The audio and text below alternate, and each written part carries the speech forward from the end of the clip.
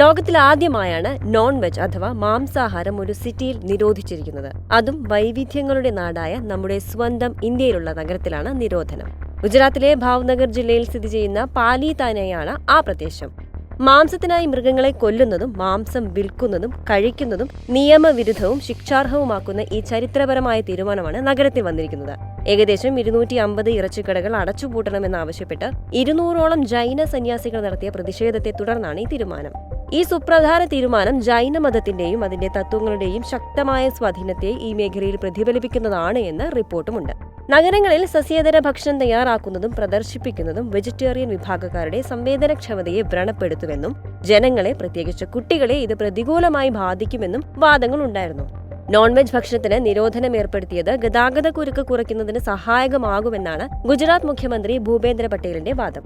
പാലിതാന നഗരത്തിൽ 800-ലധികം ക്ഷേത്രങ്ങളുണ്ട്. അതിൽ ഏറ്റവും പ്രശസ്തമായ ക്ഷേത്രമാണ് ആദിനാഥ് ക്ഷേത്രം. ഇപ്പോൾ നോൺ വെജ് നിയമവിരുദ്ധമാക്കിയതിന്റെ പ്രധാന കാരണങ്ങളിലൊന്ന് ഈ ക്ഷേത്രങ്ങളുടെ എണ്ണം തന്നെയാണ്. മാത്രമല്ല, പൊതുയിടങ്ങളിൽ മാംസഭക്ഷണം തയ്യാറാക്കുന്നതിനും പ്രദർശിപ്പിക്കുന്നതിനും ഗുജറാത്തിലെ മറ്റൊരു നഗരമായ രാജ്കോട്ടിലും നിരോധനമുണ്ട്. സസ്യേതര ഭക്ഷണങ്ങളുടെ വിൽപ്പന നിയന്ത്രിക്കുന്നതിനുള്ള ഉത്തരവുകൾ ഏർപ്പെടുത്തിയിട്ടുമുണ്ട്. വഡോദര, ജുനാഗഡ്, അഹമ്മദാബാദ് എന്നിവിടങ്ങളിൽ സമാനമായ നിയന്ത്രണങ്ങൾ ഏർപ്പെടുത്തിയിട്ടുണ്ട്. എന്നാൽ ഈ നിയന്ത്രണങ്ങൾക്കെതിരെ വാദിക്കുന്നവരും ഇക്കൂട്ടത്തിലുണ്ട്. ഗുജറാത്തിലെ ജനസംഖ്യയുടെ 88.5% ഹിന്ദുക്കളാണ്. 10% മുസ്ലിങ്ങളും ക്രിസ്ത്യാനികളുമുണ്ട്. എന്നാൽ 1% മാത്രമാണ് ജൈന മതക്കാരുള്ളത്.